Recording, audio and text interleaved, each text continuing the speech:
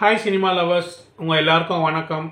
Jolly ரிவ்யூவில் இப்போ நாம் பார்க்க போகிற படம் సంక్రాంతికి వస్తున్నాం. தெலுங்கு படம், தமிழ்லையும் இருக்குது. Hero Venkatesh, 2 heroine Aishwarya Rajesh and Meenakshi Chaudhary, VTV Ganesh, Bablu இவங்களும் இருக்காங்க.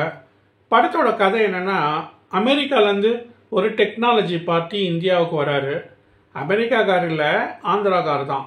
நம்ம கூகுள் சுந்தர் பிச்சை இருக்கார்ல, அந்த மாதிரி சுந்தர் கௌரு பிச்சைக்காரு. அவரை டெல்லிக்கு வர விடாமல் ஸ்ட்ரெயிட்டாக ஆந்திராவுக்கே வர வைக்கிறாரு ஆந்திரா சிஎம். ஒரு சரக்கு பார்ட்டியை கொடுத்து 5-6 கான்ட்ராக்டில் சைன் வாங்கிடலாம் அப்படின்றது பிளானு. அந்த சிஎம்மோட கட்சியில் ஒரு பார்ட்டி பிரசிடெண்ட் இருக்கார்.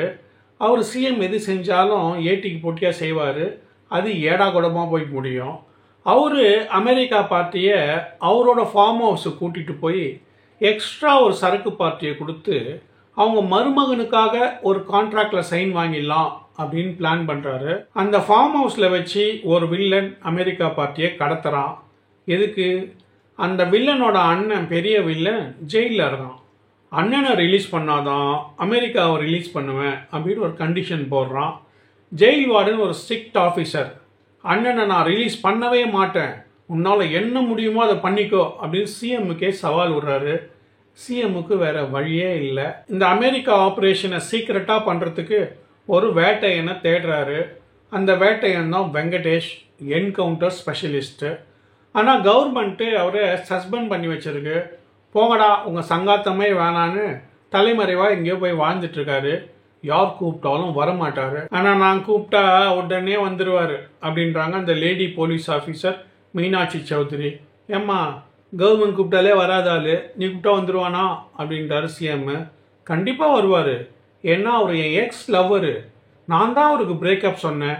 அப்போ கூட அவர், நீ ரொம்ப ஈஸியாக பிரேக்கப் சொல்லிட்ட, ஆனால் ஒரு நாள் கண்டிப்பாக நீ என்னை தேடி வருவ, நான் அது வரைக்கும் தாடி வளர்த்துட்டு உனக்காக காத்துக்கிட்டு இருப்பேன் அப்படின்னு சொல்லிட்டு தான் போனார். அதனால் அவர் கண்டிப்பாக எனக்காக வெயிட் பண்ணிட்டு இருப்பார் அப்படின்னு சொல்லுது. அந்த பொண்ணுக்கு டபுள் ஐடியா. ஆப்ரேஷனுக்கு ஆள் பிடிச்ச மாதிரியும் ஆச்சு, பழைய லவ்வை எக்ஸ்டெண்ட் பண்ண மாதிரியும் ஆச்சு. அந்த பொண்ணுக்கு என்ன தெரியலன்னா, அது பிரேக்கப் சொல்லி அனுப்பிச்சிச்சா. தலைவர் ரொம்ப சோகமாக ட்ரெயினில் ஏறினாரா, அந்த ட்ரெயின்லேயே ஐஸ்வர்யா ராஜேஷை பார்க்குறாரு. ஆன் த ஸ்பாட் லவ் பண்ணி அடுத்த நாளே கல்யாணம் பண்ணிக்கிறாரு. புள்ளையும் பெற்றுறாரு.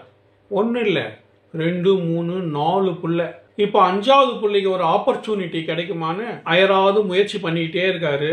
அவர் இந்த மாதிரி ஒரு மூர்க்கமான மூடில் இருக்கும்போது தான் எக்ஸ் கேர்ள் ஃப்ரெண்ட் அவரை தேடி வராங்க.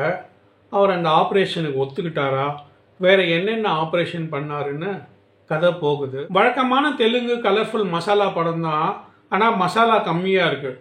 ஹீரோக்கு ஒரு ஃபைட்டு, ஹீரோயின் ஒரு குட்டி ஃபைட்டு, மொத்தமே 2 ஃபைட்டு தான். ஆனால் காமெடி தூக்கலாக இருக்குது. வெறும் காமெடி தானா? சினிமானா அதில் ஏதாவது கருத்து இருக்கணும்பா அப்படின்னு சில பேர் கருத்து சொல்லுவாங்கள்ல, அவங்களுக்காகவே ஒரு பயங்கரமான கருத்து இருக்குது. இப்போ நான் சொல்ல போகிறத நீங்கள் நோட்டில் எழுதி வச்சுக்கோங்க, இல்லை செல்ஃபோனில் டைப் பண்ணி வச்சுக்கோங்க, இல்லை இந்த வீடியோவை திரும்ப திரும்ப பாருங்கள். இதை நான் சொல்லலை, படத்தோட ஹீரோ வெங்கடேஷே சொல்கிறார். அது என்னென்னா, நீங்கள் ஜட்ஜாக இருந்தாலும் சரி, டவாலியாக இருந்தாலும் சரி, டாக்டராக இருந்தாலும் சரி, வார்ட் பாயாக இருந்தாலும் சரி, மேனேஜராக இருந்தாலும் சரி, பியூனாக இருந்தாலும் சரி, உங்கள் எக்ஸ் கேர்ள் ஃப்ரெண்டை பற்றி உங்கள் பொண்டாட்டிக்கிட்ட எந்த சூழ்நிலையிலும், அந்த சூழ்நிலையும் சேர்த்து தான் சொல்லவே சொல்லாதீங்க அப்படின்னு கெஞ்சுறாரு. நாம் எங்கே ப்ரோ சொல்கிறோம்? அவங்களா செல்ஃபோனை நோண்டி தெரிஞ்சுக்கிறாங்க அப்படின்றீங்களா? செல்ஃபோனில் ஆதாரங்களை அடிக்கடி அழிச்சிக்கிட்டே இருங்க. இது வெங்கடேஷ் சொல்லலை, நானாக சொல்கிறேன். கடைசி 10 நிமிஷம் டச்சிங்காக ஒரு கதை சொல்கிறாங்க. இந்த படத்தில் ரொம்ப முக்கியமான மனுஷன் இவர் தான், டைரக்டர் அனில் ரவி புடி. முடிஞ்ச வரைக்கும் எல்லா கேரக்டரையுமே காமெடி பண்ண வச்சுருக்காரு.